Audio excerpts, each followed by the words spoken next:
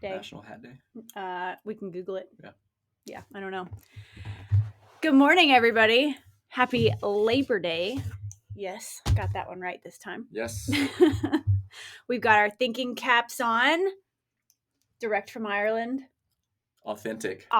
They really are. Everybody wears these hats in Ireland. Guys, this is episode 250. It's going to be a good one. I've got Scott with me today. Welcome. Good morning.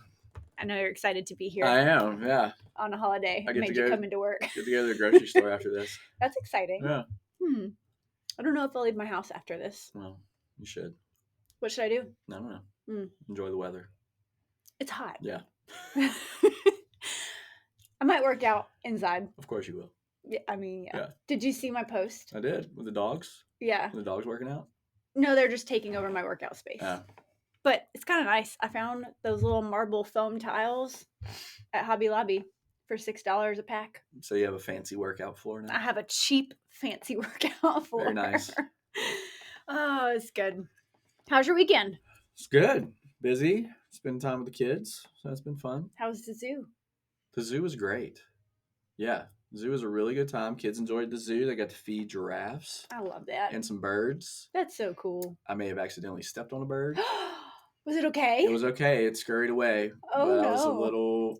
You could get fined for that shit. I didn't mean to. I was just trying to walk out. I felt a little crunch under my foot. Oh, no. Yeah.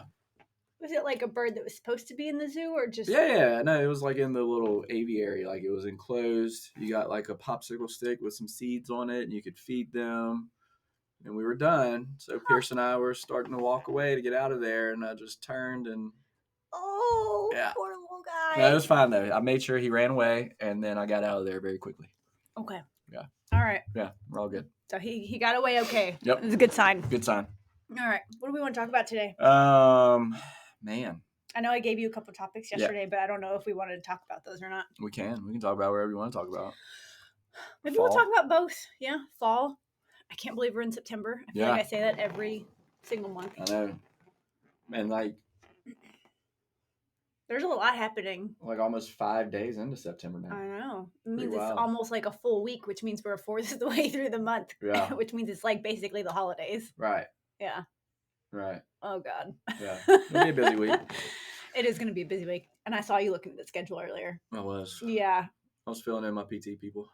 I have a 13-hour day On tomorrow. my other schedule. I'm really not happy about that. Since I have two schedules. You have two schedules. Oh, that's okay. That's a holiday week. Yeah, we got today off. We did. Kind of. We're here. Yeah. Yeah. Okay, so fall.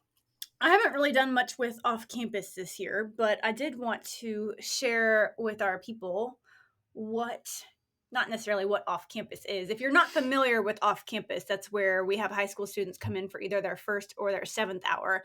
But I wanted to talk about what fall training maybe should look like for a typical high school athlete. I know it's season dependent, but if you've got a group, which we do, of some kids who have trained before and some kids who are brand new, what is most important with a group of students to ensure that they're learning the right form, the right tempo, the right understanding of mechanics for their training, but also progressing them, but also keeping their sport in mind, whether they're in season or off season?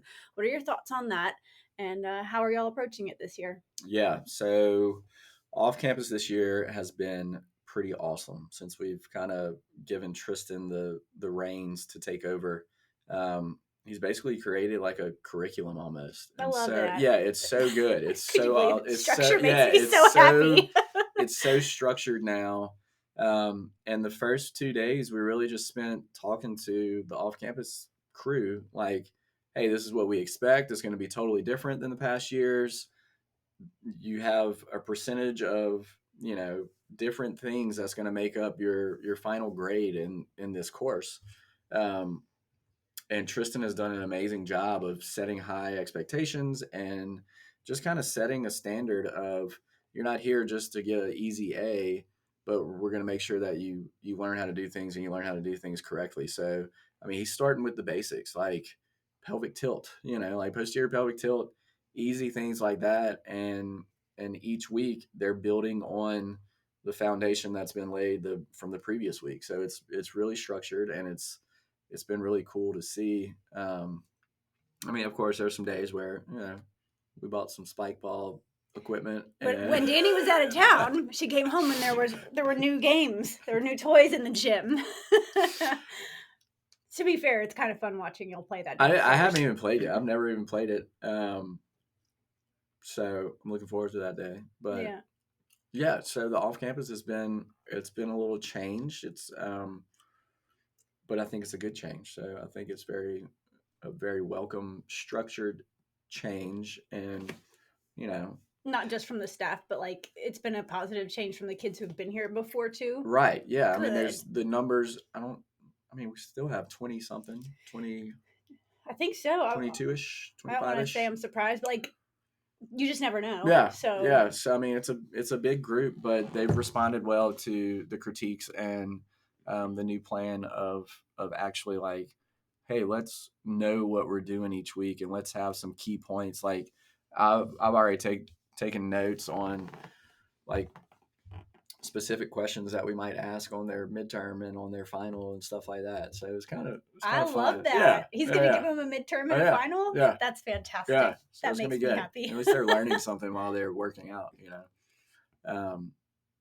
So yeah, that's that. What sport are most of these off-campus kids in? So we have soccer and lacrosse for most of those guys. I think all of them really. Okay. So they're off season right now. So really, this is the time to kind of hit it hard and really get after it during the off season. So you want some periodization, and we'll probably get through a couple of those, with the timeline that we have, since we have them all the way through the end of this year, really. But so we're all, we're building up endurance and strength and getting more complex with some of the lifts as they kind of figure out the right movement patterns and things like that throughout the time that they're here. So, and we're even throwing in some conditioning. Like I know we did like a beep test the other day. The worst. Yeah. No one likes a beep test. But I mean, this is the off season. This is when you prepare for all those, this should be the most difficult training that you do prior to going into the season, and then you're just maintaining. So, but yeah, it's all written out week by week and progressing appropriately. So awesome. Yeah. Love that. And then I know we've got a couple of cheerleaders that have continued on with us from their training this summer. And I know I have a female lacrosse player and just a female athlete. She's done powerlifting, but she's not doing any sport specific right now. So that's kind of a fun little group duo to work with. And then we have the Loyola soccer players, the ladies soccer team, and this is the first time we've had them in the fall compared to just having them in the summer. So that's kind of cool. Talk a little bit about that and how that has transitioned from summer to fall. Yeah. So kind of same situation. They're in the off season. We're training. They've, the basis of this training is to prepare them for the season. Try to, prevent or decrease the amount of injuries that are occurring by having strength, good core strength, good hip strength, making sure that movement patterns are right, making sure that we're getting into some plyometrics so that they can, accept different movements and not have to think about it when they're actually in season. So I know for a fact we did kind of like a modified beep test with them the other day too, to try to start getting some conditioning. It's a little difficult with them because they're still playing club soccer on the weekends. I swear it never ends. There's no seasons anymore. That's difficult because you have to figure out how many games did you play this past weekend? Sometimes it's like 2, sometimes it's like 5. I mean, that's a lot of soccer. That is a lot. That's a lot of running. Yeah. When I was a gymnast, you had one meet in a weekend. That was it. But you prepared for that. Like, yes. That's what you prepared for. Yeah, I don't know. I mean, and I know I've read somewhere before, like, the most mobile, and I don't know soccer very well, but the most mobile, like, position on the team can run up to, like, an average of 7 miles in a game, in a match. That sounds awful. So imagine doing that 4 or And 5 it's not just times. straight; it's back and forth and Right. diagonal and side to A side lot and of like, stop and go, and yeah. yeah, imagine doing that like 5 times in a weekend. Oh my God, that's like 35 That's a miles lot of of movement. running. Yeah, a lot of movement. That's more than a marathon, right? Yes. Bravo, soccer Bravo. Right. players. I don't want to do that. Oh man, no wonder they've all, not all of them, but shin splints and calf Yeah, calves are issues and tight, shin their splints. feet Yeah. hurt and Yeah. like, oh my goodness, and they're still growing. Right. So from a PT's perspective, how do you recommend these, I assume, parents who may be listening, or even the athletes who are listening, like how can you best combat that if you are running essentially 35 miles in a weekend because of your sport? Yeah. What do you do to make sure you minimize risk of injury? I mean, I think you have to. I'm channeling my inner Ian right now. Ian, we miss you. Sorry you're not Yeah. here. Sleep. Right. You got to recover. So sleep is when Mm-hmm. your body recovers. I think that's really important with the heat that's going on in Louisiana right now. Average of 110. Yeah. Ugh. The hydration is huge, and that starts a day or two before you're going into your matches. So I think that being sure that they're recovering properly, I think if you're playing so much on the weekends, practice during the week should be pretty Minimal. light. Yeah, like pretty light, pretty minimal. Um, More like skills and drills versus Skills and conditioning, drills, or yeah. No, I mean, you should be conditioned right now. I mean, this, yeah, I guess if if you're you're in playing, season, you should already be um, conditioned. so yeah. I mean, I don't know. I think it's a lot, but it's the world that we live in right now, unfortunately. So, So let me ask you this: you have two kiddos, mm-hmm. knowing that this is the type of athletic world that they may grow up in. Like, how are you gonna prepare them for that? Like, as a parent, what do you think about? Are you gonna have potential boundaries on how many Yeah, sports or games they're allowed to do on a weekend, I or know. like, have you Yeah, thought about I that? do think about that. I think about it a lot, and it's a struggle for me. I grew up very competitive, Same. but the way that everything was structured as far as our sports went, it was very seasonal. So like this time of the year, you're playing football. That's what I did. I played football. There was like a fall baseball, but it usually lasted like 4 weeks, 5 weeks. And so like just when you're getting back into the swing of things, it's like it's kind of done, but it was just to make Hmm. sure you weren't necessarily losing your skills. Yeah. Huh. Then you go into the winter. I would play basketball in the winter, and then fall, summer was baseball again. Um, so you had true seasons for every sport. Now you're seeing these things go on, all year round. Um, the problem that I have is I think that being competitive and being involved in competitive sports is a tremendous um, advantage, or it's I think it's good for kids to learn that aspect of life, to be on a team, to know how to work well with others, to take instruction and constructive criticism, and to know how to, if you get put in a tough situation, like you got to answer the call. Like that's what Yeah, you can't stand there and do yeah, nothing. no, You have like to do that's what something. you want. That like I want my kids to get up there and have the confidence in themselves to think that they can win this game right now, or they can do what their team needs them to do. And I want them to be relied on. Like I want that. I think it's so good. I think that it builds so much character and so much strength in ways that I think that people that aren't involved in sports just don't. They don't understand. You don't know what you don't know. You don't know what you don't know, but I think that it's made me who I am today. Like, no doubt about it, being involved in sports and having teammates and having good coaches, and um, never being happy with, you know, being just average or okay. Like Yeah. that's not There's always acceptable for me. something more. No, Yeah. I agree. Yeah. Complacency is not a thing. Right. But to answer your question, I don't know what I'm going to do.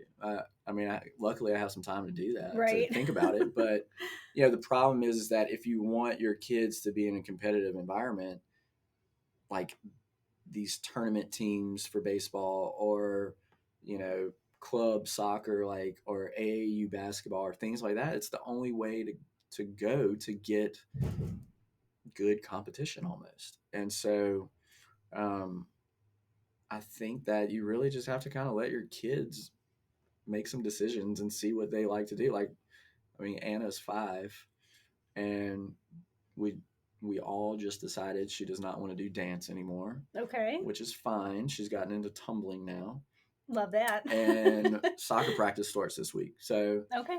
I mean, she's 5 years old, and we Yeah. already have like 2 activities going on Mm-hmm. all at the same time. Could have been 3, but luckily we dropped the dance. So, Yeah. and then Pierce is only 3, so he hasn't gotten into that, but he will. Yeah. So we'll be running around like crazy in like a couple of years. I feel like y'all already are. We already I don't are. know how you're gonna I find don't more know. time. Yeah, I don't know. We'll figure it out. But I think that what we're doing right now, as far as letting Anna, you know, experience all these different things, sports wise and dance wise and gymnastics wise, like, we're letting her try all this stuff out. Let's see what she likes. Let's see what she enjoys doing, and then we'll kind of go from there as she gets older, you know. Yeah. So Sounds like a good way to go. yeah, I mean, my parents never forced me to really do anything. I liked being out there on the field or court or whatever it was. Um, there was even a few times where my school had a baseball team, and I was just like, I was tired, and I would go to tryouts. I'd make the team, and then I'd be like, I'm not doing it this year. It's like, I need to, like, yeah, like, I need to take a break. Yeah. And so I would, and I don't think my dad was super happy about that, but oh well. Probably be worse to like force you to do the sport and be miserable the Well, and entire time. that's the thing. Like, if I don't want to do something, it's very hard for me to, like, Yeah. especially when it takes that much time. So I don't know. Cool. Yeah, Thanks. absolutely. Thanks for sharing. That's my life advice there. Life advice. Life advice from Scott. Yeah. We should have a monthly segment, life advice From from Scott. the book of Scott. Here it is. Oh, I love it. I love it. Something else we briefly wanted to talk about was, and I feel like this is just a topic that's always on my mind because we really focus on functional strength training, is what is the point and purpose of functional strength training? What does it really mean? And how can we relate it to our lives? I feel like we get a lot of, and it's not just women, but a lot of women who come in here who are very afraid to lift weights. And it's been men too, so it's all parties. But they're afraid to lift weights. They're afraid of looking a certain way, yet they do want to look a certain way. And so I just frequently think of ways that I can help them relate to their normal daily life routines and how weightlifting, strength training can make their daily lives easier, less painful, more exciting, and more fun. What comes to mind for you when you think of ways that you want to help people recognize that the weight training isn't something to fear, but it's something that's going to help them in their lives? Yeah. I mean, I think it's a big misconception that you're just going to get huge and bulky if you lift weights. I mean, yeah, throughout your day-to-day activities, you're lifting some kind of weight. I mean, there's no doubt, pouring a glass of water or milk, or, lifting pots and pans, or putting things in and out of your car or trunk, or doing laundry. I mean, everything consists of this functional type of activity and functional movements. And that's what we try to do. And I think we kind of go above and beyond because we try to do things that are going to help out in those situations, or movement that you're not necessarily performing a ton of, but you need to be better with, so we incorporate a lot of rotational movements and core movements and things like that just kind of help out in other aspects as far as your day-to-day movements. And I think that the normal person doesn't think about their movement patterns throughout the day, right? We think about it, and all day, so all day everything.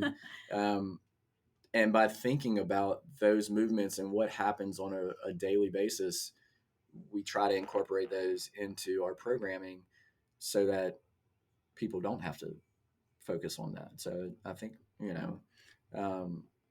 to answer your question, there's been tons of research done that says that weight training with resistance is super, super important, no matter what sex you are, no matter what build you are or anything like that. I mean, it helps. It helps in so many ways besides just strengthening. It helps to burn fat. It helps to, you know, increase hormones and things. I mean, there's just so many good attributes of actually strength training and functional training that I don't know why you wouldn't Yeah. do it. I mean, it helps my mental health. I was telling somebody yesterday, I was like, if I'm happy, I work out. If I'm sad, I work out. Right. If I'm angry, I work out. If I'm irritable, I work out. Like, it doesn't matter what mood I am, I will exponentially feel better after I move my body and lift some weights and get a little sweat on. Yeah. Like, it doesn't matter the mood. So, right. Yeah. And I was told that I was probably one of the only crazy people on the planet who likes to work out on vacation, but it made my vacation more improved. I felt better and ready to enjoy the rest of the day. Yeah. And I want to translate that into everybody listening. But like you said, everything you do at home, every time you hinge, which you may not know what that is, but every time you bend over at the hips to pick up that laundry basket, squeeze your bum, that Calphalon pan probably weighs 10 to 15 pounds. It's heavy. So don't be afraid to lift that dumbbell that's 15 pounds. When you reach up in an overhead cabinet to grab something, that's a movement pattern that you probably need more work on. So if we're doing something here that maybe doesn't involve a weight, but it's, an upward rotational reach, working on your scaps, like that's something that's going to help. Yeah. Yesterday I went and picked up dog food. There you go. Those bags are Those 45 bags are pounds each. So if you've got a couple dogs and you're picking up dog food, don't hurt your back by trying to like lift it wrong, but like being okay with learning how to lift something heavy correctly. You're not getting bulky by picking up dog food, or picking up your dog if you have a 45-pound dog. Like, who knows? Yeah. Or your kids. I mean, shoot, how much do your kids weigh, right? Like, you're still picking them both up, right? Yeah. Yeah. Yeah. For every mom or dad that's carrying a kid on their hip, Yeah, I mean, I had to push him around in a double stroller at the zoo for a little bit this weekend. I mean, I definitely tell me that wasn't a workout. Oh, it was. I mean, the Tyler Zoo is not like flat ground either. It's pretty. There's some hills involved there. And yesterday I was like, ooh, I got like my legs were a little sore, my back was a little sore. I was like, okay, got some work in. But I think that if you look at as we age, the limitations in movement are all very similar in everyone. Like, you have decreased ability to reach overhead, you have decreased ability to rotate in the trunk, you have decreased ability to bend at the waist. Like, they all, if you look at people that are aging or an elderly population, like, all of these movements are lacking for the most part. I think it's obvious that those things need to be continued to work on. So I mean, it's kind of a no-brainer. Yeah, I agree. So if you're listening and you're hearing this, or you know somebody that's potentially afraid or has mentioned a fear of lifting because of getting bulky, then please do us a favor, do them a favor. Send them the link to this episode and let them have a quick listen. And maybe if it's coming from somebody who's not you, I mean, I know my family members don't like to listen to me about health and fitness and nutrition necessarily. Yeah. So if it comes from someone who is not, directly with them a lot, it will make a small bit of difference. So share this episode with a friend if you feel like it can help somebody. If you enjoy any of our episodes, we absolutely appreciate it when you share it with someone who might get some benefit out of it. I think that's going to wrap us up for today, but a couple quick announcements. If you are not familiar, we are working on putting together a digital or online nutrition course. So if you're excited about that, if you're interested in it, if you want to learn about nutrition and how it can be applied to your workouts, your daily life, helping you change your physique, things like that, then I want you to sign up for our weekly email list at www.ttgnwla.com. There's a little pop-up that will say, join our email list here. We send out a weekly email that's going to give updates on when that beta launch for the course is going to go live. Ideally in the next 4 to 5 weeks is what we're aiming for. And then it will be officially launched in January. So keep tuned there. If you want a weekly text for when this podcast goes out, I want you to text the word podcast, no exclamation point, no period, no emoji, nothing else, just the word podcast to the number 833 432-2161, and you'll start receiving a weekly link to our latest podcast episode. If you are listening right now and you'd rather watch our ridiculous antics, then head over to our YouTube channel. I'll put the links below, but it should be youtube.com/@the training ground NWLA. I think that's it. Do I have any more announcements to make? I don't know. No. I don't know. I think that's it for now. Please go enjoy the rest of your week. Y'all be listening to this, I guess, the day after Labor Day. Our episodes go live Tuesday mornings, 6 a.m. So make sure you're subscribed. And we'll talk to you guys in the next episode. Bye, guys. Bye. Good work.